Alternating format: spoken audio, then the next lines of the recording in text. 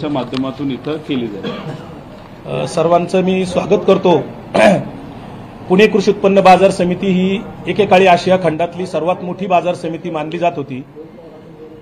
फार मोठा टर्नओव्हर त्या बाजार समितीचा आहे आणि अशा या बाजार समितीमध्ये वेगवेगळ्या प्रकारे आर्थिक घोटाळे, अनियमितता, गैरव्यवहार, गैरकारभार सुरू असल्याच्या गेल्या 2 वर्षांमध्ये आपल्याच सर्व वेगवेगळ्या प्रिंट मीडियाच्या माध्यमातून वाचायला मिळत होत्या। मागच्या 2-3 वर्षातल्या सर्व वेगवेगळ्या वृत्तपत्रातील बातम्या वाचल्यानंतर आम्ही त्याच्यात माहिती घ्यायचा प्रयत्न केला, तर वेगवेगळ्या लोकांच्या तक्रारी आमच्याकडे जमा झाल्या। त्यानंतर मग जूनमध्ये पहिल्यांदा निवेदन दिलं आणि त्याच्यानंतर सातत्याने पाठपुरावा सुरू आहे। पाठपुरावा सुरू केल्यानंतर आदरणीय पवार साहेबांनी सुद्धा त्याच्यामध्ये लक्ष घातलं, खासदार सुप्रियाताई सुळे यांनी पण लक्ष घातलं आणि या सगळ्या माध्यमातून शेतकऱ्यांची कशी लूट होती आहे बाजार समितीतनं हे सगळ्या गोष्टी निदर्शनास आल्यानंतर आज ही प्रेस कॉन्फरन्स घेण्याचं आम्ही रोहितदादा पवार यांच्याकडे जेव्हा विषय हा सविस्तर नेला, रोहितदादांनी याच्यातली अनेक गोष्टी माहिती पाठपुरावा करण्यासाठी प्रयत्न केले। परवाच आम्ही राज्याचे मुख्य सचिव यांना सुद्धा परवा रोहितदादांच्या नेतृत्वाखाली शिष्टमंडळ आमचं भेटलं। तर या सगळ्या वेगवेगळ्या गैरकारभार, भ्रष्टाचार आणि शेतकऱ्यांची होणारी आर्थिक लूट याला सगळ्या महायुतीचा कसा पाठिंबा आहे, पणन मंत्री असतील, पालकमंत्री असतील, पणन संचालक असतील, या सगळ्यांनी कसं हे सगळं डोळेझाक याच्याकडे केलेली आहे, या सर्व मुद्द्यावर आदरणीय पक्षाचे आमचे राज्याचे सरचिटणीस युवा नेते आमदार रोहितदादा पवार यांना मी विनंती करतो, आपण सविस्तर मुद्देसूद याबद्दल आपलं विवेचन करावं। गुलटेकडी बाजार समिती म्हणजे पुणे कृषी उत्पादन बाजार समिती ही 1978 मध्ये स्वर्गवासी अण्णासाहेब मगर यांच्या पुढाकाराने झाली। त्या माध्यमातून इथं असणारे जे सर्व शेतकरी आहेत यांना खूप मदत या बाजार समितीच्या माध्यमातून झाली। इथं आपण जर बघितलं तर शेतकरी फळं, फुलं आणि वेगवेगळे जे काही गोष्टी असतात इथे येऊन विकतात आणि त्यांना अतिरिक्त भाव हा मिळतो। पण गेल्या काही महिन्यांमध्ये आपण जर बघितलं तर इथं मोठ्या प्रमाणात भ्रष्टाचार सुरू आहे। याच्यामध्ये तिथे असणारे जे सदस्य आहेत ते सहभागी आहेत व त्यांना सहकार्य करण्यासाठी अधिकारी सुद्धा याच्यामध्ये सहभागी आहेत असं आमच्या सगळ्यांचं मत आहे। याच्यामध्ये कुठल्या कुठल्या प्रकारचा भ्रष्टाचार हा इथं चालू आहे याची यादी जर वाचायला लागलो तर परवाना घोटाळा इथं मोठ्या प्रमाणात होत आहे। त्याच्याचबरोबर G56 गैरव्यवहार म्हणजे याच्यामध्ये अजितदादा गटाचे संचालक गणेश घुले व त्यांचे चिरंजीव गौरव घुले म्हणजे जी म्हणजे घुले यांनी 56 जागा ज्या आहेत बाजार समितीच्या त्या चुकीच्या पद्धतीने काही लोकांना दिलेल्या आहेत आणि महिन्याला 1.5 ते 2 कोटी रुपये भाडं अवैध पद्धतीने हे घुले परिवाराला तिथं दिलं जातं। त्याला G56 असा गैरव्यवहार म्हणतात। परवाना घोटाळामध्ये याच्यामध्ये 900 ते 1000 हे अधिकृत हे परवानधारक आहेत, पण याच्यानंतर यांनी 4000 लोकांना हे अनधिकृत परवाने दिले। ह्याच्यात होतं असं की जे इल्लीगल परवानधारक आहेत ते शेतकऱ्याकडनं माल घेतात 5-6 रुपयाला आणि जे अधिकृत परवानाधारक आहेत त्यांना विकतात 7-8 रुपयाला। म्हणजे याच्यामध्ये शेतकऱ्याचं खूप मोठ्या प्रमाणात नुकसान होतं। त्यामुळे याच्यामध्ये परवाना घोटाळा आहे। त्याच्याचबरोबर पालकमंत्री साहेबांचं नाव हे सर्व सदस्य दिवसाढवळ्या वापरतात। पालकमंत्र्यांनी सांगितलं म्हणजे अजितदादांनी आम्हाला हे सांगितलंय, अजितदादांनी आम्हाला ते सांगितलंय। त्यामुळे अजितदादांना आम्हाला विनंती आहे की हे जे सदस्य आहेत जे तुमच्या नावावर इथं मोठ्या प्रमाणात घोटाळा करतात, शेतकऱ्यांवर मोठ्या प्रमाणात अन्याय होतो, हे तुमचं नाव वापरतायत। या बाबतीत तुम्ही पालकमंत्री म्हणून, शेतकऱ्यांचे एक नेते म्हणून आणि या राज्याचे मुख्यमंत्री म्हणून या बाबतीत तुमचं काय म्हणणं आहे हे तुम्ही सांगा। यांना तुम्ही खरंच पाठराखण या लोकांची करत आहात तर याच्यामध्ये तुम्ही सुद्धा लक्ष देऊन आहात का या भ्रष्टाचारामध्ये हे कुठेतरी सिद्ध होतं। त्यामुळे हे जे लोक तुमचं नाव वापरतात या बाबतीत तुम्ही स्पष्टपणे भूमिका पुढच्या काही दिवसामध्ये घेण्याची जरूरत आहे। त्याच्याचबरोबर मदतनीस ही संकल्पना पहिल्यांदाच इथं आलेली आहे आणि या मदतनीसना म्हणजे हे एजंट जी लोक आहेत त्यांचा वापर करून शेतकऱ्यांची लूटमार इथं मोठ्या प्रमाणात केली जाते। माथाडी संघटनेचं अस्तित्व आता खऱ्या अर्थाने इथं धोक्यात आलेलं आहे। खूप मोठा भ्रष्टाचार त्याच्या बाबतीत चाललेला आहे आणि जो काही मदत जी लेवी आणि टॅक्स याचा फायदा हा माथाडी लोकांना व्हायला पाहिजे, तो दुर्दैवाने तिथं होत नाही. त्याच्याच बाई काही जुन्या रोजंदारीमधील सेवकांच्या कायम नियुक्तीबाबत सुद्धा मोठ्या प्रमाणात भ्रष्टाचार करण्याचा विचार इथं असणारे लोक करत आहेत. फुल बाजारातील गाड्यांचे वित्रीकरण जे झालेले ते सुद्धा वाटप जे झालेले ते इलिगल झालेले याच्यामध्ये आहे. बंद गाड्यासाठी 1 लाख रुपये महिन्याला भाडं घेऊन काही इतर लोकांना, ज्याचं काही शेतकऱ्याचे घेणं देणं नाही, अशा लोकांना ते गाळे हे देण्यात आलेले आहेत. त्याच्याच बरोबर आपण जर बघितलं की विभागवार ऑडिट आणि खरेदी विक्रेत्याच्या बाबतीत जो काही निर्णय यांच्याकडनं गेलाय, म्हणजे समजा जिथं बटाटा नाही तर हे जे विकलं जातं तिथं वेगळ्या काही गोष्टी विकल्या जातात आणि हे सगळं कन्फ्युजन तिथं असल्यामुळे शेतकऱ्यांचं मोठ्या प्रमाणात हा नुकसान, तिथं कोट्यावधी रुपयाची लुटमार ही शेतकऱ्याची केली जाते. त्याच्याचबरोबर मुख्य बाजार आवारातील सर्व शौचालय बंद करून, म्हणजे तिथं लोक इतक्या मोठ्या प्रमाणात येतात, ते शौचालय बंद केले, ते पाडले आणि तिथं वेगळ्या काही लोकांना धंदे करण्यासाठी देण्यात आले. त्याच्याच बरोबर बाजार आवारातील अनेक अवैध अतिक्रमणं आता मोठ्या प्रमाणात चालले. त्याच्यामध्ये आपण बघितलं तर केस कापणाऱ्याला पण तिथं जागा दिलेली आहे, गुटखा विकणाऱ्याला पण जागा दिलेली आहे. मग तिथं शेतकऱ्यांच्या बाबतीतले विषय होण्याऐवजी नको ते विषय तिथं सुरू आहे आणि काही लोकांचं असं मत आहे की ड्रग्ज सुद्धा तिथं मोठ्या प्रमाणात विकलं जातं. त्यामुळे याच्यामध्ये सुद्धा लक्ष देण्याची जरूरत आहे. पार्किंगच्या नावाखाली लुटमार मोठ्या प्रमाणात केली जाते. 10 रुपये म्हणजे एकतर शेतकरी तिथे येतात, शेतकऱ्यांचा माल घेऊन जे काही गाड्या येतात त्यांना 1 रुपया सुद्धा लावला नाही पाहिजे, पण 10 रुपये लावले जातात, पण त्याच्यावर 300 रुपये घेतले जातात आणि ह्याच्यामध्ये सुद्धा काही संचालक सहभागी आहेत असं आमच्या सगळ्यांचं तिथं मत आहे. सुरक्षा कर्मचारी नियुक्ती याच्यामधील मोठ्या प्रमाणात भ्रष्टाचार हा झालेला आहे. त्याच्याच बरोबर इतरही काही गोष्टी होतात आणि याच्यामध्ये जे संचालक आहेत ते गुंडांना घेऊन तिथं वावरतात. कुणी आंदोलन केलं नाही पाहिजे, विरोधात गेलं नाही पाहिजे म्हणून गुंडांचा वापर हा मोठ्या प्रमाणात केला जातो. तिथं असणाऱ्या काही व्यापाऱ्यांनी सीपी साहेबांना पत्र लिहिलं की गुंड मोठ्या प्रमाणात इथं वावर करतायत, धमक्या देत आहेत. सीसीटीव्हीमध्ये सुद्धा फुटेज जे आले ते देण्यात आलं, पण सीपी साहेबांनी त्याच्यामध्ये लक्ष घातलं. 2 दिवस बरं वाटलं, पण परत 3ऱ्या दिवशी गुंडागर्दी मोठ्या प्रमाणात त्या ठिकाणी सुरू झालेली आहे. त्याच्याचबरोबर स्वच्छता कंत्राटमध्ये सुद्धा मोठ्या प्रमाणात भ्रष्टाचार झालाय आणि आमच्या सगळ्यांचा अंदाज आहे हा 200 कोटी रुपयापेक्षा जास्तचा भ्रष्टाचार आहे. आम्ही पुराव्यासकट बोलतोय. याच्यामध्ये समजा अजितदादांना आक्षेप घ्यायचा असेल तर त्यांनी त्याच्यामध्ये घेऊ शकतात, पण मी अजितदादांना विनंती करतो, तुमचा स्वभाव आम्हाला माहिती आहे, तुम्ही याच्यामध्ये लक्ष घालाल, पण फक्त घालण्यासाठी घालू नका. हा जो भ्रष्टाचार होतोय त्याच्यावर लवकरात लवकर कारवाई होणं महत्वाचं आहे. जगताप नावाचे जे डीडीआर आहेत त्यांना म्हणजे ज्यांच्यावर आम्ही आक्षेप घेतला, विकास भाऊ आणि काही सामाजिक कार्यकर्ते ज्यांच्यावर आक्षेप घेतला यांनाच हे जे काही इन्व्हेस्टिगेशन सुरू आहे, चौकशी सुरू आहे, त्याचे प्रमुख बनवले. मग आम्ही सीएस साहेबांना भेटलो. सीएस साहेबांना काही दिवसांपूर्वी भेटल्यानंतर हे जगताप आता कारण देत आहेत की आता आम्हाला याच्यातून बाहेर निघायचं आहे, म्हणजे त्यांना आजारपणाचं का कशाचं कारण देऊन ते याच्यातून बाहेर निघतात. पण जगताप नावाची जी व्यक्ती आहे त्यांनी सुद्धा याच्यामध्ये काय भ्रष्टाचार केलाय हे कुठेतरी सिद्ध झालं पाहिजे. त्याच्याचबरोबर हे पुरं जे काही पुरावे विकासभाऊ लवांडे आणि तिथे असणाऱ्या काही लोकांनी दिलेत याच्यामध्ये खोलात जाऊन एक इन्व्हेस्टिगेशन होणं महत्वाचं आहे आणि ते लवकरात लवकर त्या ठिकाणी झालं पाहिजे.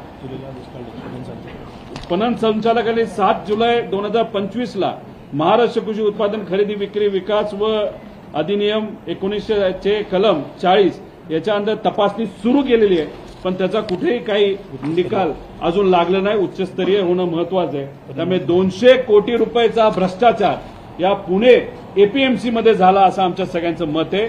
जे कुठले पत्र आम्ही दिलेले आहेत त्याच्यावर काय कारवाई सरकारकडनं केली जाते हे आम्ही बघणार आहोत आणि खास करून अजितदादा या बाबतीत काय करतात याच्याकडे आमचं खास लक्ष आहे.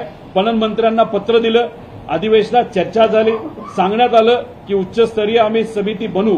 ती समिती बनवली, पण त्याच्याकडून इन्व्हेस्टिगेशन कुठेही पारदर्शक पद्धतीने सुरू नाही. याच्यात बऱ्याच लोकांना हफ्ते दिले जातात, मंत्र्यांना, मंत्री लेवलच्या लोकांना सुद्धा हफ्ते दिले जातात, अधिकाऱ्यांना हफ्ते दिले जातात, अशी चर्चा आहे. याच्यात खोलात जाऊन लक्ष देण्याची जरूरत आहे. मी पणन मंत्री महोदयांना विनंती करतो, अजितदादा जे पालकमंत्री आहेत, कडक नेते आहेत, ते कुठेही चुकीच्या पद्धतीने काही गोष्टी होत असतील तर ते मान्य करणार नाही अशी आमच्या सगळ्यांची अपेक्षा आहे. ते याच्यामध्ये लक्ष घालतील अशी आमची भावना आहे. जर पुढच्या 15 दिवसात सरकारकडनं अधिकाऱ्यांकडनं याच्यामध्ये कुठेही काही कारवाई झाली नाही तर आम्ही शेतकऱ्यांच्या वतीने मोठं आंदोलन हे पुणे एपीएमसीमध्ये करणार आहोत आणि दूध का दूध पाणी का पाणी हे आम्ही 100% तिथं करू. तरी सुद्धा आम्ही 15 दिवसाचं कालावधी हा सरकारला आणि इथं असणाऱ्या पालकमंत्र्यांना त्या ठिकाणी देतो. त्या बाबतीत ते काय करतात हे आम्ही सर्वजण बघू. आज हा लढा विकासभाऊ एकटे लढत आहेत, त्यांच्याबरोबर हजारो शेतकरी आहेत. पण जे कुणी या इलेक्शनमध्ये लढले होते त्यांना विजय मिळाला नसेल, प्रामाणिकपणे लढले, पण पैशाचा वापर करून जे कोणी उमेदवार पडले असतील त्यांना सुद्धा याच्यामध्ये सहभाग घ्यायचा असेल तर ते घेऊ शकतात. हा सामाजिक आहे, अराजकीय विषय आहे. हा सामाजिक विषय असल्यामुळे जे कोणी आज सत्तेत आहेत या एपीएमसीमध्ये त्यांना सुद्धा जर वाटत असेल आत्ताचे अध्यक्ष नाही तर पूर्वीचे अध्यक्ष यांनी जर याच्यामध्ये भ्रष्टाचार केलाय त्यांना सुद्धा आम्ही विनंती करतो, शेतकऱ्याच्या वतीने शेतकऱ्यांच्या हितासाठी तुम्ही या आंदोलनामध्ये या. हे आंदोलन अराजकीय आंदोलन आहे, शेतकऱ्यांच्या वतीने आहे.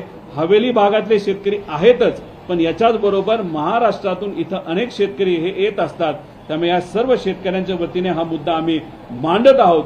जे जे कोणी याच्यामध्ये सहभाग घेतील त्यांचं आम्ही स्वागतच या ठिकाणी करू, असं या प्रेस कॉन्फरन्सच्या माध्यमातून मी आपल्या सर्वांना व शेतकऱ्यांना व भ्रष्टाचार करणाऱ्या लोकांना या ठिकाणी मी आव्हान करत आहे.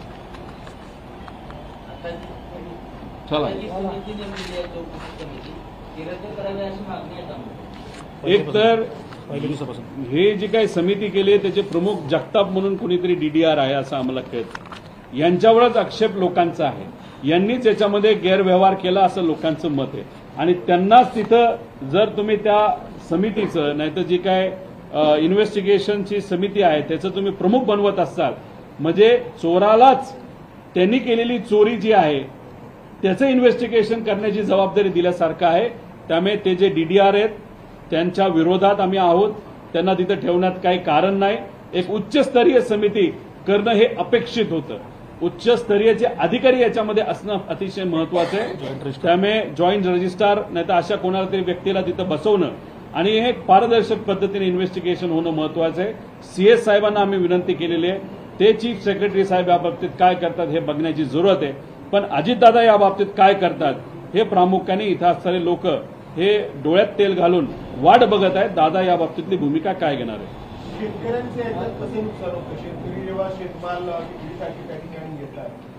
परवाना घोटाळा जेव्हा असतो तेव्हा जे काय अधिकृत परवाना धारक आहेत यांच्याकडे जेव्हा शेतकरी विकतो त्यांच्यामध्ये एक वेगळ्या प्रकारची स्पर्धा होते. पण जे अनधिकृत परवाना दिला जातो, जी पट्टी खऱ्या अर्थाने शेतकऱ्याला मिळायला पाहिजे, शेतकरी तिथं येतो, काही लोक त्यांना घोळका करतात आणि मग आम्हालाच विकलं पाहिजे, आम्हालाच तुम्ही विका. मग कांदा आला, कांदा समजा 12 रुपयाला विकला, मग तोच जो अनधिकृत परवाना धारक असतो तो काय करतो, तो जो अधिकृत परवाना धारक आहे तोच 12 रुपयाचा कांदा हा 14 रुपयाला त्यांना विकतो. म्हणजे याच्यामध्ये शेतकऱ्याचं 2 रुपयाचं नुकसान होतं. आणि हे फक्त कांदा नाही तर या विषयात होतं असं नाही, हे प्रत्येक जो उत्पादन करणारे जे काही कांदा असेल, बटाटा असेल, भाज्या असतील, ह्या सर्व विषयामध्ये खोट्या पट्ट्या ह्या दिल्या जातात आणि त्याच्यात भ्रष्टाचार होतो आणि त्यात शेतकऱ्याचं मोठ्या प्रमाणात नुकसान होतं. कारण हे जे परवानाधारक आहेत जे इल्लीगल आहेत ते कुठं ना कुठे ते पैसा कमवण्यासाठी झालेत ना. आणि मग पैसा ते कमवतात, कोणाच्या नावावर कमवतात ते शेतकऱ्याच्या नावावर. आणि एपीएमसीचं नाव हे मोठ्या प्रमाणात याच्यामध्ये खराब होतंय असं आमच्या सगळ्यांचं मत आहे. प्रधानमंत्र्यांनी अधिवेशनात 2 बाजार समितीची चौकशी घोषणा केली होती, एक नागपूर आणि एक पुण्याची. नागपूरच्या बाजार समितीवर तातडीनं कारवाई झाली, पण पुण्यातल्या बाजार समितीवर कोणतीही कारवाई त्यांनी जी चौकशी समिती नेमली होती चौकशी समिती बी अजून जाहीर झालेली नाही. त्यांनी जी कारवाई करण्याची घोषणा केली ती काही झाली. हे फक्त तोंडाला पानं पुसल्यासारखी ती समिती झाली होती, त्याच्यामध्ये कुठेही काही झालेलं नाही. जेव्हा समिती फॉर्म झाली याच्यात आम्हाला असं कळालं की हे जे संचालक आहेत सर्व त्या संचालकांनी पाकिटं बनवली आणि ती पाकिटं ही फार मंत्रालयापर्यंत त्यांनी ती पाकिटं दिली. म्हणून ह्याच्यात कुठेही काय होत नाही. एवढे पुरावे आम्ही जर दिले असतील, तिथे असणाऱ्या शेतकऱ्यांनी पुरावे दिले असतील, सामाजिक कार्यकर्त्यांनी पुरावे दिले असतील, मग त्याच्यावर जर कारवाई होत नसेल तर पाकिटाचं राजकारण झालं असं आमच्या सगळ्यांचं मत आहे. आणि जर आम्ही म्हणतो ते चुकीचं असेल तर लवकरात लवकर तुम्ही कारवाई करा. प्रमुख मोठ्या एखाद्या अधिकाऱ्याला याची समितीचा अध्यक्ष बनवा आणि पुढच्या 15 दिवसात जी काय कारवाई आहे ती कारवाई तुम्ही करा. पण हे जे सरकार आहे या अधिकाऱ्यांना कुठंच काही करायचं नाही, कारण याच्यातून करोडो रुपये हे काही लोकांपर्यंत पोहोचतात. एक तर सदस्य खात्यातच, त्याच्याच बरोबर काही अधिकाऱ्यांपर्यंत पाकिटं पोहोचतात आणि मंत्रालयापर्यंत पाकिटं पोहोचत असल्यामुळे याच्यावर कारवाई केली जात नाही असं आमच्या सगळ्यांचं मत आहे. त्यामुळे मंत्री महोदय आणि पालकमंत्री महोदय या दोघांना विनंती आहे की या बाबतीत तुम्ही लक्ष घालून लवकरात लवकर कारवाई ह्या झाल्या पाहिजे. आणि ही जी काही आमची पुणे एपीएमसी आहे ती गुंडांच्या विळख्यात आणि धंदेवाईकांच्या विळख्यात आणि भ्रष्ट राजकारणाच्या विळख्यात जी अडकलेली आहे त्याच्यातून कृपा करून शेतकऱ्यांच्या हितासाठी या एपीएमसीला तुम्ही वाचवा. दादा सत्तेमध्ये तुमच्या बहुसंख्य तुमच्या ह्या संचालक मंडळात 2 गट आहेत आणि त्यामध्ये एक संचालक आहे की ज्या बहुमताच्या जोरावर जे काही सगळे निर्णय होतात त्याला आपल्या पक्षाचा एक संचालक आहे तो त्या गटामध्ये आहे, सत्तेमध्ये आहे. म्हणजे आज ज्या सगळ्या भ्रष्टाचार जो काय घडतोय त्यामध्ये तुमच्या कुठेतरी पक्षाचं बहुमत असतं, त्याला हातभार असल्याशिवाय हा कुठलाही निर्णय होत नाही. आता तो पालिकेची तयारी करतोय. एकीकडे तुम्ही पवार साहेब पत्र देतात, पवार साहेबांनी काही संचालक जाऊन भेटतात. नक्की तुमच्या पक्षाच्या संचालकांची भूमिका काय आहे? एक तर आमचा कोणी संचालक आहे असं आम्हाला वाटत नाही, पण जर असेल आणि तो सुद्धा जर या भ्रष्टाचारामध्ये अडकलेला असेल नाही तर भ्रष्टाचारामध्ये त्याचा पाठिंबा असेल तर त्याच्यावर सुद्धा कारवाई झाली पाहिजे असं आमच्या सगळ्यांचं मत आहे. आम्ही नेत्यांना पाठिंबा देण्यासाठी कधी राजकारणात आलेलो नाही, लोकांना न्याय देण्यासाठी आलेलो आहे. आणि शेतकऱ्याला न्याय देण्यासाठी इथं जो करोडो रुपयाचा भ्रष्टाचार जो होतोय त्यात जे कुणी अडकलेले असतील, ज्यांनी कुणी भ्रष्टाचार केलेला आहे पूर्णपणे सगळ्यांवर कारवाई झाली पाहिजे अशी आमची भूमिका आहे. आम्ही शेतकऱ्यांच्या वतीने हा लढा तिथं लढत आहोत आणि शेतकऱ्यांच्या हितासाठी जर कोणावर कारवाई होत असेल नाही तर सगळ्यांवर कारवाई होत असेल तरी ती कारवाई करा. पण आमच्या शेतकऱ्याला आणि आमची ही पुण्याची जी एपीएमसी आहे त्याचं महत्व आज दुर्दैवाने कमी कमी होत चाललेलं आहे. उलाढाल हजारो कोटी रुपयाची इथं होऊ शकते, पण हे ज्या काही गोष्टी होतात ज्या पद्धतीने याच्यामध्ये काही आपण पद्धतीने जो व्यवहार व्हायला पाहिजे तो व्यवहार न झाल्यामुळे एक तर उलाढाल कमी होती आणि शेतकऱ्याला सुद्धा मोठ्या प्रमाणात नुकसान इथं होताना आपण सर्वजण बघू शकतो. दादा मागच्या आठवड्यात संचालक मंडळाने अजितदादांची भेट घेतली होती, चौकशी लावून सुद्धा भेट घेणं आणि त्यात अजितदादांनी त्यांना सांगितलं राष्ट्रीय बाजारात आपला काही समावेश होणार नाही, त्यामुळे संचालक मंडळामध्ये स्वतःला अभय मिळाली त्यांनी चर्चा केली. त्याच्यावर आपलं काय? अजितदादांबरोबर चर्चा झाली आणि इथं असणाऱ्या संचालकांना वाटत असेल त्यांना अभय मिळालं तर मग हे फार चुकीचं आहे. आम्ही लढा हा काही इथं सोडणार नाही. त्यामुळे अजितदादांना त्यांच्या संचालकांनी काय सांगितलं हे माहीत नाही, पण अजितदादांना हे पूर्ण पुरावे आम्ही पाठवून देऊ. विकास भाऊंना आम्ही सांगतो की कुठेही राजकारण याच्यामध्ये न करता दादा जर निर्णय घेणार असतील तर विकास भाऊ स्वतः शेतकऱ्यांच्या वतीने कागदपत्र घेऊन अजितदादांना पुढच्या 5-6 दिवसात भेटतील. अजितदादा त्या बाबतीत काय करतात हे आपल्याला बघावं लागेल. आम्ही मंत्री महोदयांना पत्र सुप्रियाताईंच्या माध्यमातून दिलं, त्या बाबतीत मंत्र्यांनी एक समिती फॉर्म केली, पण समिती कुठेही पारदर्शक पद्धतीने काम करत नाही.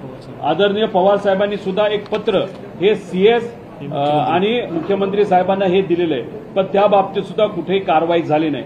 सीएस साहेबांना आम्ही जेव्हा भेटलो त्यांनी सांगितलं याच्यात 100% आम्ही लक्ष घालू. अधिकारी सगळेच खराब असतात, नेते सगळेच खराब असतात आमचं मत नाही. सीएम साहेब हे जे खऱ्या अर्थाने पारदर्शक पद्धतीने काम करतात असं ते म्हणतात. साहेब तुम्हाला पुरावे आम्ही पाठवले, पवार साहेबांचं स्वतःचं पत्र हे तुम्हाला आलेलं आहे. दादांना सुद्धा आम्ही आव्हान करतो की विकासभाऊ लवांडे सर्व पुरावे घेऊन हे तुम्हाला भेटतील. त्यामुळे या संचालक मंडळांना वाटत असेल त्यांना लय अभय मिळालं तर ते झोपेत येत नाही तर स्वप्नात आहेत. आम्ही काही त्यांना सोडणार नाही. आम्ही शेतकऱ्यांच्या वतीने हा लढा लढू आणि शेतकऱ्यांना न्याय देणार. आणि आपली जी एपीएमसी आहे जी अख्ख्या देशात फेमस होती चांगल्या कारभारासाठी आणि शेतकऱ्याला न्याय देण्यासाठी, अण्णासाहेब मगरांनी ही समिती मार्केट कमिटी सुरू केली होती, शेतकऱ्यांसाठी केली होती. आणि हे पूर्ण पूर्वीचं वैभव हे आपल्या एपीएमसीला आम्ही आणू आणि शेतकऱ्याला सुद्धा न्याय दिल्याशिवाय आम्ही शांत बसणार नाही.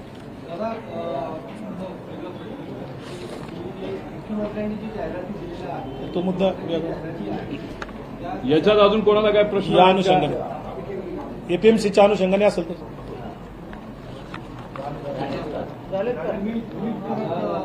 पाऊलपुळे बावनकुळेंनी देखील आता आरोप सिद्ध करा असं चॅलेंज दिला.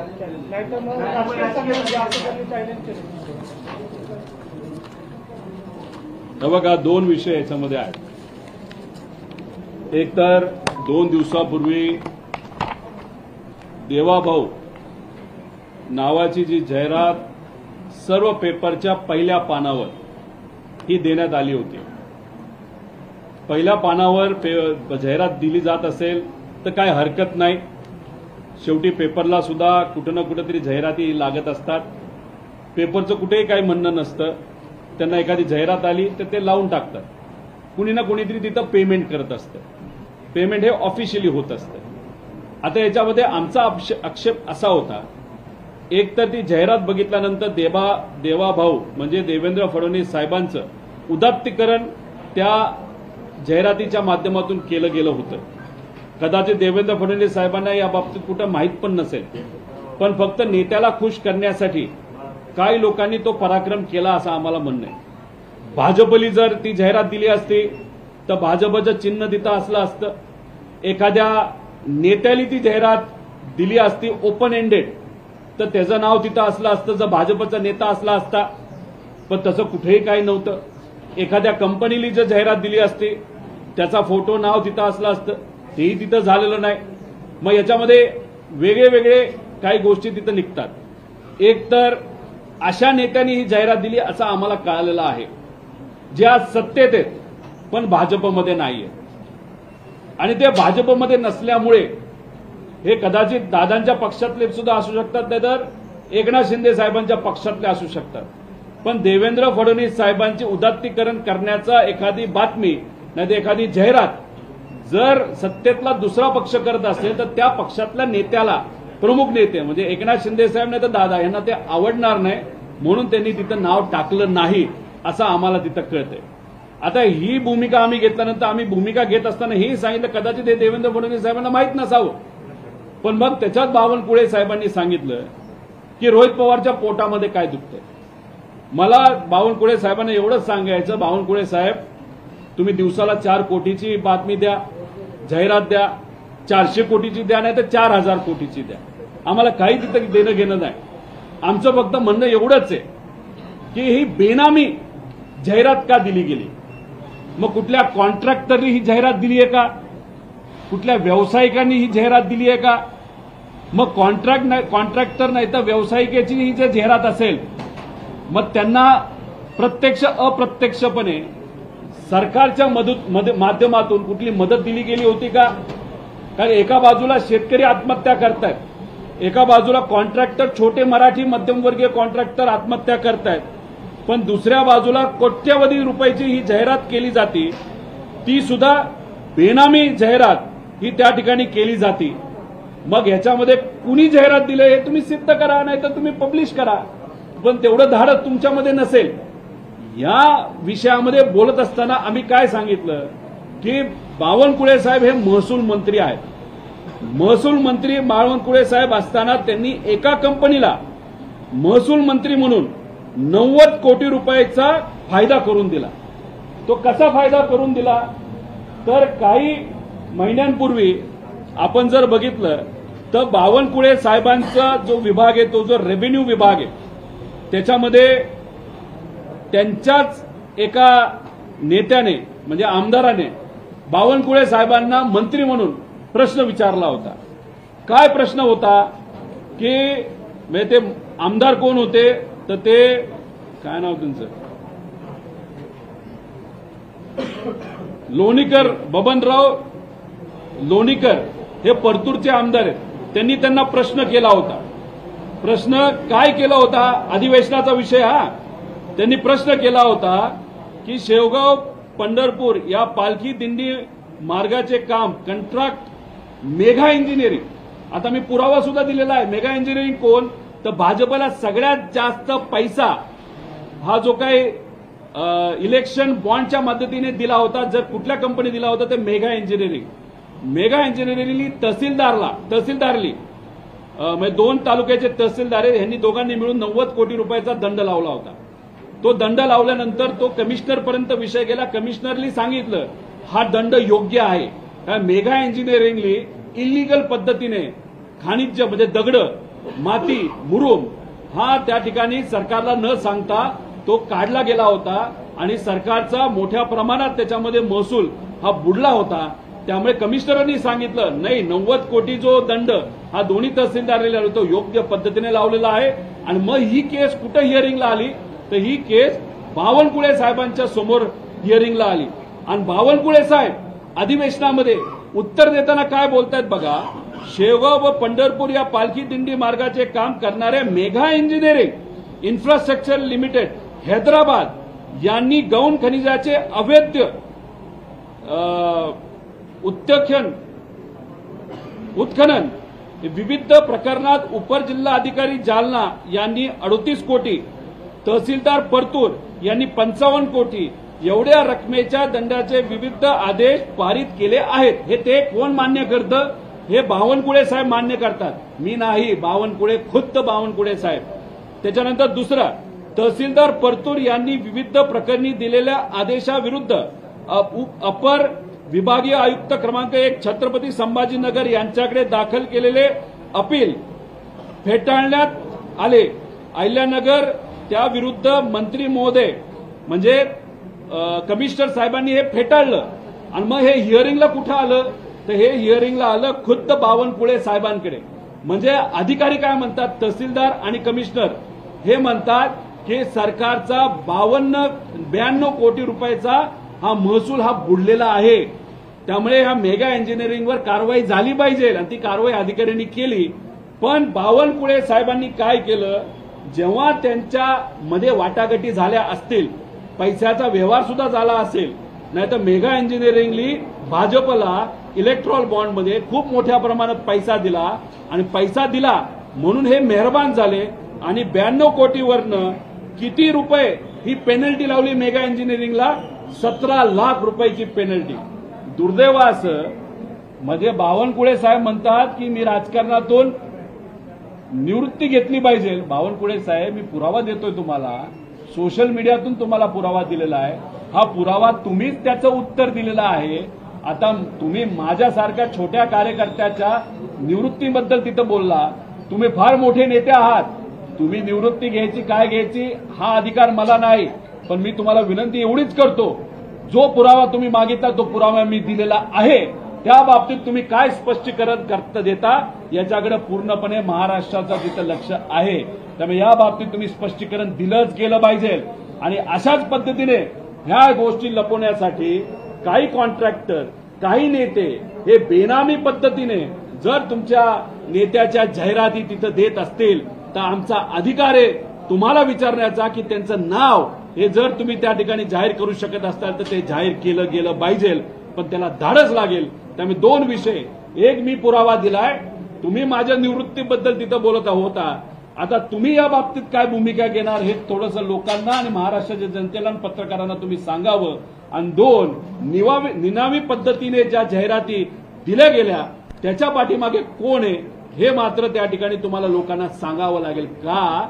कारण का देवेंद्र फडणवीस साहेबांना कदाचित या गोष्टी माहीत नसतील, पण देवेंद्र फडणवीस साहेब हे राज्याचे मुख्यमंत्री आहेत. आणि मग अशा पद्धतीने नेत्याच्या ज्या जाहिराती काही कंपनी आणि सत्तेतले काही नेते, आता तुम्ही म्हणाल सत्तेतले नेते जाहिरात देत असेल काय चुकीचं आहे? अनेक नेत्यांवर आम्ही आता त्या ठिकाणी आवाज उठवत आहोत भ्रष्टाचाराच्या बाबतीत. हे नेते काय करतात? अजितदादांच्या पक्षातले नाहीतर एकनाथ शिंदे साहेबांच्या पक्षातले हे जाऊन भेटतात देवेंद्र फडणवीस साहेबांना. त्यांच्यात काय चर्चा होती हे आम्हाला माहित नाही. कदाचित देवेंद्र फडणवीस साहेब बोलत असतील काळजी करू नका मी तुमच्या पाठीशी. नंतर हे नेते बाहेर येऊन खूप खुश राहतात. कुठेही काही त्यांना असं वाटतं अरे काय नाही आता आपण मुख्यमंत्री साहेब आपल्या पाठीशी आहेत, देवेंद्र फडणवीस साहेब पाठीशी आहेत, काही टेन्शन घ्यायची कारण नाही. आणि मग कुठेतरी भ्रष्टाचारावर पडदा टाकला जातो असं आमचं सगळ्यांचं मत आहे. आणि मग हे नेते या नेत्यांना देवेंद्र फडणवीस साहेबांना न सांगता कदाचित खुश करण्यासाठी जाहिरात देतात, नाहीतर काही कॉन्ट्रॅक्टर जाहिरात देतात, नाहीतर काही बिल्डर हे जाहिरात देतात. कुठलाही व्यक्ती हजारो कोटी नाही 100 कोटीची जाहिरात फुकटात देत नसतो हे लोकांना त्या ठिकाणी माहिती आहे. याच्यामध्ये कुठं ना कुठेतरी काहीतरी मेहरबान हे सरकार झालं असेल. जसे हे बावनकुळे साहेब हे कुठल्या कंपनीवर मेहरबान झाले तर हे मेगा इंजिनिअरिंगवर मेहरबान झाले आणि 90 कोटी रुपये हे तसंच माफ केलं. एका बाजूला शेतकरी पानंद रस्ते करत असताना तहसीलदारने त्याच्यावर कारवाई केली, तर त्या बिचाऱ्या शेतकऱ्याचं कुठेही तिथं पेनल्टी माफ केली जात नाही. काही दिवसांपूर्वी अजितदादांचा फोन एका अधिकाऱ्याला कशासाठी गेला होता, तर त्या पानंद रस्त्यासाठी गेला, पण तिथं कारवाई झाली. कोणावर कारवाई झाली? शेतकऱ्यांवर आणि छोट्या नेत्यांवर कारवाई झाली. दादा दुसऱ्या पक्षाचे, मी भूमिका त्यांच्या बाजूने घेणार नाही, पण त्या बाजूला शेतकऱ्यांवर पानंद रस्त्यासाठी तुम्ही कारवाई करता आणि दुसऱ्या बाजूला मेगा इंजिनिअरिंगला 92 कोटीचं डिस्काउंट तुम्ही देता. याच्यामुळे जर काळा बाजार झाला असेल तर मग तुम्ही त्या ठिकाणी कुठेतरी याच्यात इन्व्हेस्टिगेशन झालं पाहिजे, असं देवेंद्र फडणवीस साहेबांना मी विनंती करतो. असेल हे खापर कोणाच्या ते नावावर फोडायचे आणि विखे पाटील साहेबांच्या नावावर फोडायचे, ते पण तुमचेच नेते आहेत. कोणाच्या नावावर फोडायचे तुम्ही फोडा, पण हे 90 कोटी तुम्ही ऑफर नाही तर 90 कोटीची सूट या मेगा इंजिनिअरिंगला तुम्ही का दिली, हे मात्र त्या ठिकाणी तुम्ही लोकांना सांगितलंच पाहिजे, असं आमच्या सगळ्यांचं मत आहे. हा विषय आता तुम्ही आणला आहात, अधिवेशनात आम्ही मांडला, थातूर मातूर उत्तर मिळालं, पण आता तुम्ही मला चॅलेंज केलं आहे, मी तुम्हाला चॅलेंज करतो. हे जे काय पुरावे मी दिलेत ते चुकीचे, ते तुम्ही सांगावं आणि या बाबतीत तुम्ही काय करणार आहात हे पुरावे खरेत. याच्यामध्ये सिद्ध होतंय की तुम्ही 90 कोटी हे एका मेगा इंजिनिअरिंग नावाच्या कंपनीला माफ केलेले आहेत. या बाबतीत तुम्ही काय करणार आहात, याच्यापुढे तुम्ही काय करणार आहात, राजकारण करायचं नाही करायचं हा तुमचा विषय आहे, पण या बाबतीत जे पुरावे आम्ही दिलेत त्याच्यावर तुमचं काय स्पष्टीकरण आहे ते तुम्ही संबंध महाराष्ट्राला तुम्ही सांगितलंच पाहिजे. ठीक आहे, बोला. दादा, अजित पवारांवर गुन्हा दाखल व्हावाचा सामना दादा आग्रह आला आहे. केंद्रीय गृहमंत्र्यांनी याची दखल घ्यावी, कारण त्यांनी एका पोलीस अधिकाऱ्यांच्या वेळेस वाढली. तुम्हाला असं वाटते का? एक तर तुम्ही समजून घ्या की याच्यामध्ये जेव्हा हा व्हिडिओ आम्ही सर्वांनी बघितला त्याच्यामध्ये अधिकारी ज्या तिथं आहेत त्या त्यांची भूमिका योग्य पद्धतीने बजावत आहेत. अधिकारी चुकल्यात असं मी कुठेही तिथं बनणार नाही. अधिकाऱ्यांनी योग्यच ती कारवाई त्या ठिकाणी केली. गफलत ही कदाचित कुठं झाली, कारण शेवटी आमचं मत आहे की आज जे विषय व्हायला पाहिजे ते विषय कुठले घेतले पाहिजे, तर शेतकरी, कष्टकरी, विद्यार्थी, युवा, महिला सुरक्षता. पण आपण जर चर्चा बघितली तर चर्चा हे अजितदादा असं का बोलले. एक तर अजितदादांची हिंदी कच्ची आहे, अजितदादा हिंदीमध्ये बोलले आणि अजितदादा हिंदी बोलत असताना हिंदी कशा पद्धतीने दादा बोलले हे तुम्हाला माहिती आहे. म्हणजे हिंदीमध्येच गडबड झाली आणि त्या गडबडीमध्ये मोठी गडबड झाली आणि त्या गडबडीमुळे अजितदादा अडचणीत आले, असं आमचं सगळ्यांचं मत आहे. याच्यामध्ये अधिकारीही चुकले नाहीत आणि दादांची सवय आम्हाला असल्यामुळे, मी दादांची काही बाजू घेतो असं नाही, दादांचा स्वभाव मला माहिती आहे. दादा जिथं चुकतात तिथं आम्ही बोलत असतो, मी जिथं चुकतो तिथं दादा बोलत असतात. पण जे खरे ते खरे, दादाचा स्वभाव बघता त्यांची ती बोलण्याची स्टाईल आहे. आता मराठी तिथं काय त्या अधिकाऱ्यांना कळत नव्हतं, हिंदी बोलायला गेले आणि गडबड तिथंच झाली आणि त्यामुळे कुठेतरी त्या ठिकाणी अडचणी झाल्या. पण अमोल मिटकरींनी जी भूमिका घेतली ती चुकीची घेतली. तुम्ही कुठल्याही अधिकाऱ्यांवर अशा पद्धतीने आक्षेप घेऊ शकत नाही. त्यामुळे त्यांना तिथं माघार घ्यायला लागली. काय झालं त्यांच्या पक्षामध्ये, दादांनी भूमिका घेतली, दादा बोलले, त्यानंतर सर्व इतर नेत्यांनी भूमिका घेतली, त्यानंतर अमोल मिटकरींनी ट्विट केली, दादांना खुश करण्यासाठी घेतली का कशासाठी माहित नाही, त्यात ते चुकले. त्यानंतर अजितदादांना स्वतः ट्विट करावी लागली, त्यांनी माफी मागितली अप्रत्यक्षपणे असं जाणवतं. मग कदाचित दादा मिटकरींना बोलले असावेत, कान पकडले असावेत, मग मिटकरींना माघार घ्यावं लागेल. त्या पक्षामध्ये काय झाले, गोंधळ झालेला आहे. कोण काय भूमिका घेते कुठेही तिथं कळत नाही. पण एक तुम्ही समजून घ्या की जे मित्र पक्ष आहेत, आम्ही तो विरोधात आहोत, आम्ही लोकांची भूमिका मांडतोय, पण याच्यामध्ये जे मित्र पक्ष आहेत, भाजप त्यांचं कसं आहे, पंख कापण्याचा प्रयत्न तिथं करते. एकनाथ शिंदे साहेबांचं काय झालंय आपल्याला माहिती, ते टीव्हीवर आता कुठंच दिसत नाही. राज्याचे नेते आता ठाण्यापुरते त्यांना मर्यादित भाजपली केलं का काय अशी चर्चा दुर्दैवाने सुरू आहे. मोठे नेते, दिलदार व्यक्तिमत्व, पण आता ठाण्यापुरतंच त्यांना दुर्दैवाने तिथे ठेवलं. पैसा ताकद खूप मोठी आहे. आणि दादांच्या बाबतीत बोलायचं झालं तर दादांचे सुद्धा हळूहळू तिथं कुठेतरी पक्षाला अडचणीत आणण्याचा प्रयत्न केला जातो. आता हे बघा, एक शेफाली वैद्य नावाच्या महिला आहेत, या कशाच्या आहेत तर ह्या मला असं वाटतं की एक त्यांचं पुस्तक येतं भाजप पुरस्कृत. तुम्ही एअरपोर्टवर गेला तर यांचं एक पुस्तक असतं, ते सगळ्या एअरपोर्टवर तुम्हाला दिसेल आणि रेल्वे स्टेशनला दिसेल. त्याच्या या शेफाली वैद्य ह्या तिथं त्याच्या लेखिका आहेत. त्यांनी काय डायरेक्ट दिलंय की how is ANI explanation. Ajitdada speaks, you openly threatened a lady officer, try to stop her from doing her duty आणि splash your deputy CM card. It was blatant misuse of power. Option ट्रेडमध्ये enter केल्यानंतर तुम्ही सुद्धा टेन्शनमध्ये असता का? तासन तास स्क्रिप्टवर बसून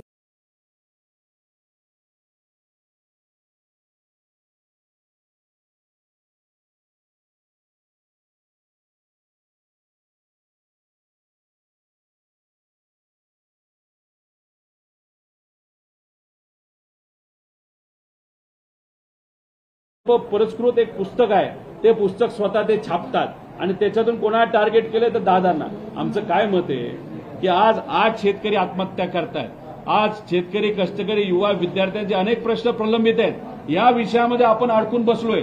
म्हणजे भाजप काय करते, मित्र पक्षाला अडचणीत आणण्यात आणि त्यांना त्यांचे पंख कापण्यात या राजकारणात गुंतलेले आहेत. अरे पण मूलभूत प्रश्न या महाराष्ट्राचे प्रलंबित आहेत, त्यात गरीबाला अडचण होते, याच्याकडे मात्र कोणी लक्ष देत नाही. त्यामुळे आम्ही जी भूमिका घेत आहोत ती भूमिका अशीच आहे की जिरवाजिरवीमध्ये अडकण्यापेक्षा महाराष्ट्राचं हित मनामध्ये ठेवून कार्य जर केलं ना या 3 नेत्यांनी तर महाराष्ट्राचं भलं होईल.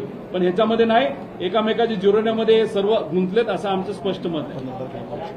या विरोधात छगन भुजबळ न्यायालयात त्यांची समजूत करण्याचा प्रयत्न केला जातो, मात्र त्यांची नाराजी संपत नाही. हे बघा,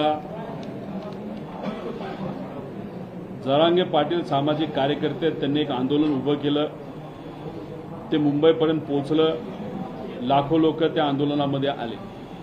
याच्यामध्ये आपण जर बघितलं, हे आंदोलन होणार हे 3 महिने आधी सरकारला माहीत होते. सरकारकडे होम डिपार्टमेंट असतं, महाराष्ट्रामध्ये काय मुवमेंट होतीये, कोण कुठं कोणाला भेटतंय, लोकांचं मत काय, याचा अंदाज हा होम डिपार्टमेंटला असतो. होम डिपार्टमेंटचे प्रमुख कोण आहेत तर होम मिनिस्टर आहे. होम मिनिस्टर कोण आहे तर देवेंद्र फडणवीस साहेब आहेत. यांच्याकडे म्हणजे रोज महाराष्ट्रामध्ये काय घडते हे होम मिनिस्टरला त्याच दिवशी कळत असतं. मग 3 महिन्यानंतर आंदोलन मुंबईला होणार हे माहीत असताना होम डिपार्टमेंटली या बाबतीत कुठंच काही दखल घेतली नाही. होम डिपार्टमेंटली दखल घेतली असती तर जी उपसमिती आहे मराठा आरक्षणाची, त्यांना सांगितलं असतं की आंदोलन मोठं होणार आहे, तुम्ही चर्चा करा, बसा, बैठक घ्या आणि निर्णय घ्या. आंदोलन मुंबईपर्यंत येऊन चालणार नाही, मुंबईकरांना अडचण होऊ शकते. आंदोलनाला महाराष्ट्रातून, ग्रामीण भागातून जे युवा मराठा समाजाचे कार्यकर्ते येणार आहेत त्यांना अडचण होणार असेल, अडचण होऊ शकते, हे होम डिपार्टमेंटला आधीच कळू शकलं असतं. पण त्यांनी 3 महिने आधी सुद्धा उपसमितीला काही सांगितलं नाही. उपसमिती कोणाच्या मार्गदर्शनाखाली चालते तर देवेंद्र फडणवीस साहेबांच्या. त्याच्यामध्ये अनेक मराठा नेते, त्याच्यामध्ये महाजन साहेब ओबीसी नेते हे सुद्धा तिथं आहेत. आता खरं तर समावेशक आणि सगळ्यांना न्याय देणारा जर तिथं निर्णय घ्यायचा असता, महाराष्ट्रामध्ये शांतता ठेवायची ही भूमिका सरकारची असली असती तर तिथं भुजबळ साहेबांना सुद्धा समितीमध्ये घेता आलं असतं. कारण सत्ताधाऱ्यांची ती समिती आहे. पण त्यांना का बाहेर ठेवलं हे देवेंद्र फडणवीस साहेबांनाच माहिती आहे. आम्हाला त्यातलं काय घेणं देणं नाही, आम्हाला काही त्यातलं कळत नाही, कारण आम्ही सत्तेत नाही. आता 3 महिने असताना सुद्धा त्याच्यावर तुम्ही काहीच करत नाही. जुन्नरला जेव्हा आंदोलक येतात, जुन्नरवरनं मुंबईकडे निघतात, किती लोक येणार हे माहीत असताना महानगरपालिकेला कुठंच काही सांगण्यात आलं नव्हतं. तिथं कुठेही बाकी इतर डिपार्टमेंटला सांगण्यात आलं नव्हतं. मुंबईपर्यंत म्हणजे आंदोलनापर्यंत जे ठिकाणे आझाद मैदान तिथं लाखो लोक येतात, तरी सुद्धा 4 दिवस 5 दिवस दखल घेतली जात नाही. उपसमिती चर्चा करत नाही. उपसमिती चर्चा कधी करते जेव्हा हायकोर्ट त्या बाबतीत लक्ष घालतं. तिथं जिथं हायकोर्टचे प्रमुख आणि त्यांच्याबरोबर 60 नावांच्या ज्या जज आहेत त्या जेव्हा त्याच्यामध्ये लक्ष घालतात, त्यानंतर उपसमिती आंदोलकांना भेटते, त्यानंतर चर्चा होते. चर्चेला तिथं कोण येतं तर जयकुमार गोरे जे ओबीसी नेता आणि मंत्री आहेत. मग महाजन साहेब ओबीसी नेता आहेत, जयकुमार गोरे ओबीसी नेता आहेत, बाकी इतर मराठा समाजाचे नेते आहेत, त्यानंतर देवेंद्र फडणवीस साहेब मुख्यमंत्री आहेत. हे सर्व मिळून एक निर्णय घेतात जो जरांगे पाटलांना सुद्धा मान्य आहे, तिथं असणाऱ्या कार्यकर्त्यांना मान्य आहे, ओबीसी नेत्यांना मान्य आहे. आणि मग GR काढला जातो. तज्ज्ञांचं मत त्याच्यामध्ये आहे, तो GR काढला, त्यातून काही लोकांना फायदा होईल असं नाही, तो तज्ज्ञांचा विषय झाला. हे सगळं होऊन लगेच काय केलं जातं, दुसऱ्या दिवशी तिथं ओबीसी समाजाची एक उपसमिती केली जाते. केली जात असेल तर आमचा विरोध नाही.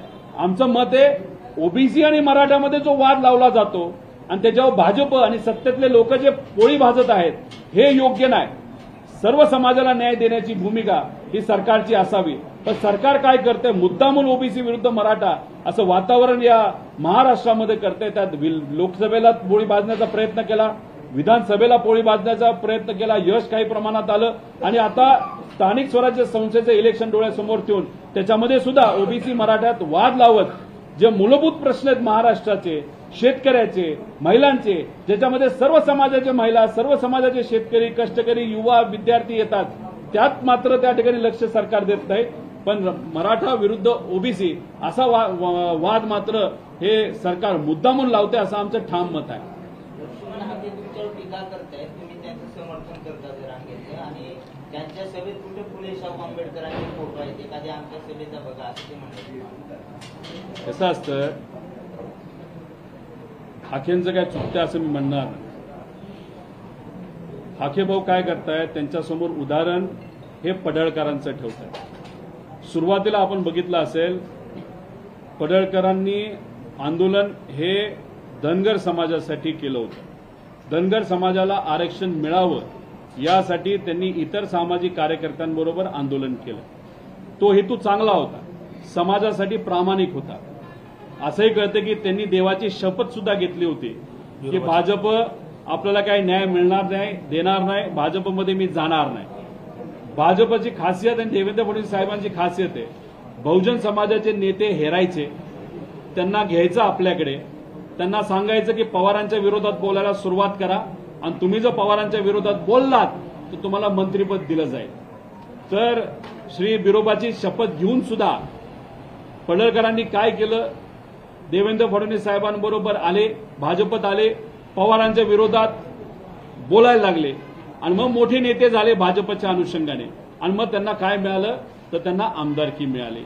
आता लक्ष्मण हाकेंचं चुकत अशासाठी नाही की त्यांनी त्यांच्या समोर टार्गेट कोण घेतलंय, तर पडळकरांसारखं मला बनायचंय म्हणून आता हाके काय करतायत, तर हाके आज पवारांच्या विरोधात बोलतायत. आज सत्तेत कोण आहेत, भाजप आहेत, एकनाथ शिंदे साहेब आहेत, अजितदादा आहेत, या तिघांना ठेवलं बाजूला आणि पवारांबद्दलच ते बोलायला लागले. पवार साहेबांबद्दल बोलतात, माझ्याबद्दल बोलतात. म्हणजे काय, देवेंद्र फडणवीस साहेबांसारख्या मोठ्या नेत्यांनी कदाचित हाकेंना सांगितलेलं आहे की तुमचं काम आहे की जसं पडळकरांना आम्ही आमदार केलं तसं तुम्हाला करतो, पण तुमचं आता काम आहे की धनगर आरक्षणाचे मुद्दे आता तुम्ही हाताळू नका. कारण का हाकेंनी धनगर आरक्षणाचा मुद्दा हाताळला होता, 2014ला आंदोलनही केलं होतं इतर लोकांबरोबर, पण ते कदाचित त्यांना त्या विषयाबाबतीत विसर पडलेला आहे. पण जसं भाजप सांगतायत तसं ते काम तिथं करतायत. हे काय सांगतात की आम्ही रसद पुरवली. एक तुम्हा सर्वांना सांगतो की जेव्हा केव्हा लोक अडचणीत असतात तेव्हा आम्ही सर्वजण पुढाकार घेत असतो. जेव्हा सांगलीला तिथं पूर आला होता तेव्हा आम्ही मदत पाठवली होती. का तिथं जात धर्म बघितला का, नाही, लोकांना अडचण आहे तिथं पाठवा. साताराला मदत पाठवली. आज महाराष्ट्रामध्ये जेव्हा तिथं कोरोना आला होता तेव्हा माझ्या कंपनीने स्वतःहून, जेव्हा तिथं सॅनिटायझर होत नव्हते, सर्व मंदिरात, सर्व प्रशासनाला, पोलीस असू द्या, नाहीतर तहसीलदार असू द्या, नाहीतर आपले धार्मिक स्थळं असू द्या, नाहीतर कलेक्टर, सगळ्यांना आपण तिथं मदत पाठवली. 2014ला सुद्धा जेव्हा बारामतीमध्ये धनगर आरक्षणाचा मुद्दा हा पेटला होता, तिथं धनगर समाजाचे लोक एकत्रित बसले होते. कदाचित त्यावेळेस सरकार हे आमचं होतं, पण समाज बांधव तिथं बसलेले आहेत. त्यांना प्यायचं पाणी आणि इतरही सेवा कुणी दिल्यात तिथं असणाऱ्या लोकांना तुम्ही विचारा. मग त्या तिथं असणाऱ्या हाके असतील, पडळकर असतील, या लोकांना कळेल त्यावेळेस मदत ही तिथं असणाऱ्या समाज बांधवांना कुणी केली. आम्ही म्हणत नाही, आम्ही कोणाचं नाव घेत नाही, पण तिथे असणाऱ्या प्रामाणिक धनगर समाजाच्या कार्यकर्त्यांना तुम्ही विचारा मदत कुणी केली, हे सिद्ध होईल. त्यामुळे हे जे काय हाके आज बोलतायत हे भाजपची भाषा बोलतायत. त्यांना आमदार व्हायचे म्हणून समाजालाही ते विसरलेत आणि विचारालाही विसरलेत. फक्त काय करतायत की पवारांच्या विरोधात बोलून फक्त देवेंद्र फडणवीस साहेब नाही तर भाजपने सांगितलेले शब्द त्यांच्या मुखातून बाहेर निघतात. हे मात्र त्या ठिकाणी आपल्या सर्वांना बोलावं लागेल. जरांगे म्हणाले की आता जशाच तसं उत्तर देऊ, तुम्ही जर आमच्या जेआरला आव्हान देत असाल तर आम्ही ओबीसीच्या जेआरला आव्हान देऊ. आता आम्ही शांत बसणार नाही. परत एकदा ओबीसी मराठा वाद जो आहे तो महाराष्ट्रात पेटतोय. एक तर सरकारची काय इच्छा आहे सरकारने बोलून दाखवावी. सर्व समाजाला विश्वासात घेऊन मार्ग काढणं ही सरकारची भूमिका असावी. पण देवेंद्र फडणवीस साहेबच पुढे आपल्याला दिसत आहेत. एकनाथ शिंदे साहेब अजितदादा कुठं गायब झालेत हे कोणाला दिसत नाही. जेव्हा काही दिवसांपूर्वी देवाभाऊ नावाची जाहिरात आली त्याच्यामध्ये देवेंद्र फडणवीस साहेबच दिसतात, बाकी कुणी दिसत नाही. आता याच्यामध्ये काय आहे की याच्यामध्ये मराठा समाजाला सुद्धा न्याय दिला गेला पाहिजे आणि आमच्या सगळ्यांची भूमिका आहे की ओबीसीच्या आरक्षणाला कुठेही हात तिथं लावला गेला नाही पाहिजे. पण हा मार्ग जर आपल्याला ही अडचण जर सोडवायची असेल तर सगळ्यांना माहिती आहे की हा विषय आपल्याला पार्लमेंटमध्ये सुटू शकतो. आपल्याला तिथं अध्यादेश काढावा लागणार आहे, त्याच्यामध्ये कायद्यात दुरुस्ती करावं लागणार आहे आणि ती दुरुस्ती झाल्यानंतर नक्कीच हा मार्ग हा कोर्टात टिकणारा जे आरक्षण आहे मराठा समाजाला हे तिथं मिळू शकतं. पण आमचं मत एवढंच आहे की वाद घालून समाजामध्ये वाद घालून मग एक ओबीसी नेता तयार होणार, एक मराठा नेता तयार होणार, मग उद्या जाऊन आता जे धनगर समाजाचे सामाजिक कार्यकर्ते त्यांचा वेगळा विषय असणार आहे, उद्या जाऊन कदाचित आपले अजून वेगळा मुद्दा हा कुठं तिथं तिथं घेईल आणि हे वाद वाढतच जाणार आहे. पण ह्याच्यामध्ये होतंय असं की शेतकऱ्यांच्या अडचणीबद्दल कोणी बोलत नाही, बेरोजगारांच्या बद्दल कोणी बोलत नाही. आज विद्यार्थ्यांचे प्रश्न आहेत, महिला सुरक्षतेचा विषय आहे, पुणे घ्या, नाशिक घ्या, छत्रपती संभाजीनगर घ्या, रोज खून होत आहेत, त्याबद्दल मात्र कोणी बोलत नाही. पण ही जी चर्चा आहे ती फक्त जातीवादाकडे दुर्दैवाने जाते आणि ही महाराष्ट्राच्या हिताची आहे असं आम्हाला वाटत नाही.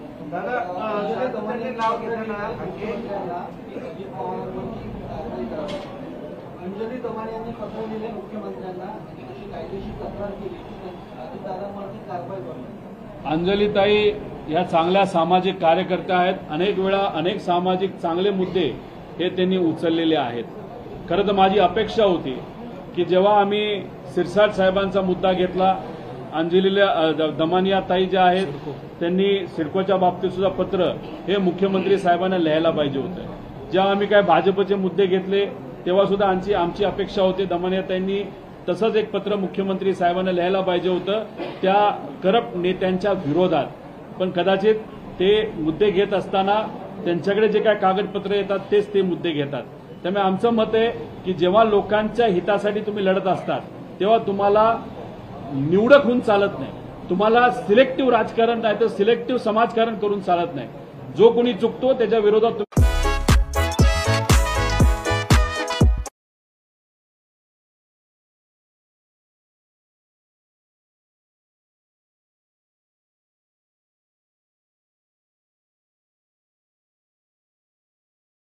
हित असताना कोण कुठं चुकत असेल त्यांच्या विरोधात आणि कुठेही पार्टी आणि व्यक्ती न बघता ते पत्र लिहिणं हे जास्त महत्वाचं आहे. आणि नक्कीच ते येत्या काळामध्ये सर्वांच्याच विरोधात जो कुणी चुकलाय त्यांच्या बाबतीत ते विरोधातलं पत्र हे वर लिहितील अशी अपेक्षा आपण करूया. तुम्ही जे दमानियांना भाजपच्या नेत्यांबाबत पुरावे दिले होते तर काय केलं त्यांनी, काय केलं? नाही, करतील.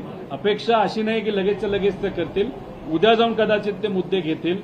आम्ही जेव्हा जे मुंडे प्रकरण होतं ह्याचं ज्ञानेश्वरी मुंडेताईंचं तेव्हा दमानियांनी सुद्धा तो मुद्दा तिथं घेतला. तिथं जे काही SIT फॉर्म करायची होती, अधिकाऱ्यांना आणायचं होतं, हे आम्ही मुद्दे मांडले होते, त्यांनी मांडले आणि त्यानंतर ते प्रेशर येऊन त्यांनी तिथं मुख्यमंत्र्यांनी ते मान्य केलं.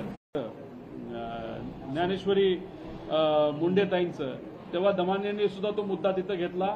तिथं जे काही SIT फॉर्म करायची होती, अधिकाऱ्यांना आणायचं होतं, हे आम्ही मुद्दे मांडले होते, त्यांनी मांडले आणि त्यानंतर ते प्रेशर येऊन त्यांनी तिथं मुख्यमंत्र्यांनी ते मान्य केलं. पण आमचं मत आहे की चूक जो कोणी करतो, आता बावनकुळे साहेबांची चूक मी पुढे आणली आहे, दमानियाताईंना सुद्धा माझा सोशल मीडिया त्या बघत असाव्यात, तर त्यांना सुद्धा मी आव्हान करतो की बावनकुळे साहेबांचा मुद्दा जो मी आणलेला आहे त्याच्यामध्ये सुद्धा अप्रत्यक्ष प्रत्यक्षपणे आपण जर बघितलं, मेगा इंजिनिअरिंग नावाच्या कंपनीला 90 कोटीचं डिस्काउंट हे मंत्री महोदयांनी दिलेलं आहे. त्यामुळे दमानियाताईंना मी विनंती करतो तोही मुद्दा त्यांनी तिथं उचलावा. ठीक आहे.